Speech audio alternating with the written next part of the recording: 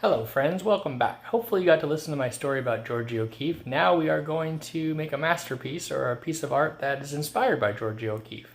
Now in the story you learn that Georgia O'Keeffe liked to make her paintings really big. So we're going to make a really big flower.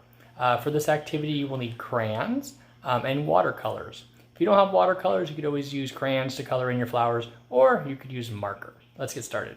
So when I think of a flower, I want to think about what the color of the middle part of my flower is going to be. And I also want to think about what color the petals are going to be.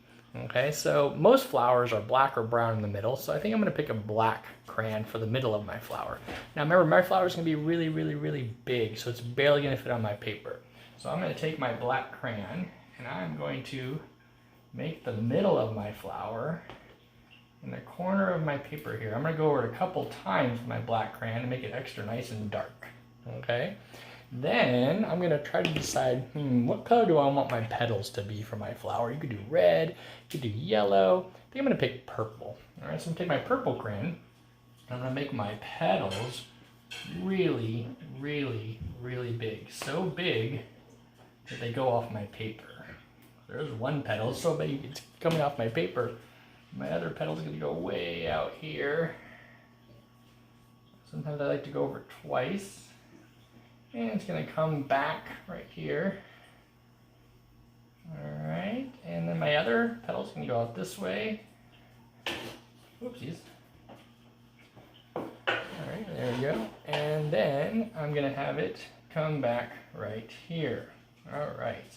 So now that I'm done drawing the middle of my flower and the petals of my flower, now it's time to watercolor. Now this is going to be kind of tricky. Mr. Herbert's going to take my camera and my flower, my picture, and then move it onto the table, and then we'll get to watercolor. So I'm going to take my paper off the whiteboard, and then I'm going to watercolor it from here. Okay, so I'm going to, for the middle part of my flower, it's black. So I'm going to get a black, use my black color, my watercolor, and I'm going to take my brush and brush the black.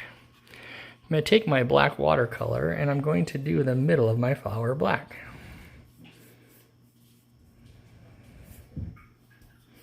Kind of tricky. Alright, when I'm done with the middle part, when I'm done with this color black, I'm going to take it, I'm going to wash it off. You guys want to wash off your stuff. Okay, then the petals are going to be purple. So I'm going to take my brush, I'm going to brush my purple, and then my petals are going to be watercolored purple. Try to cover all the white spots.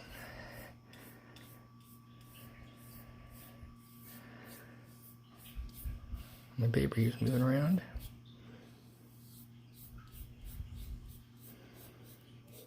Alright. Get some more purple. Get some more water too.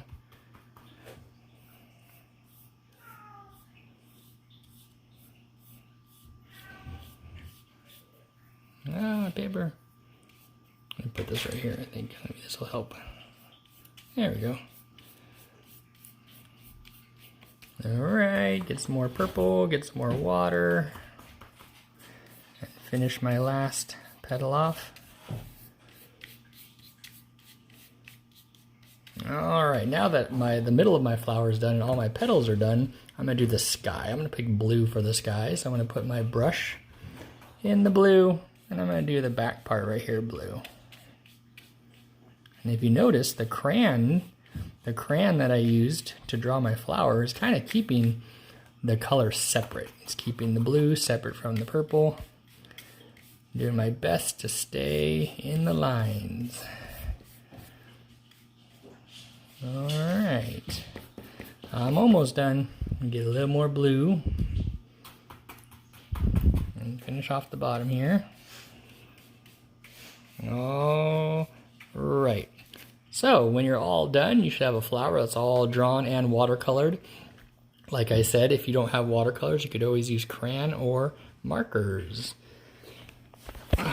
Thanks for joining me. See you next time.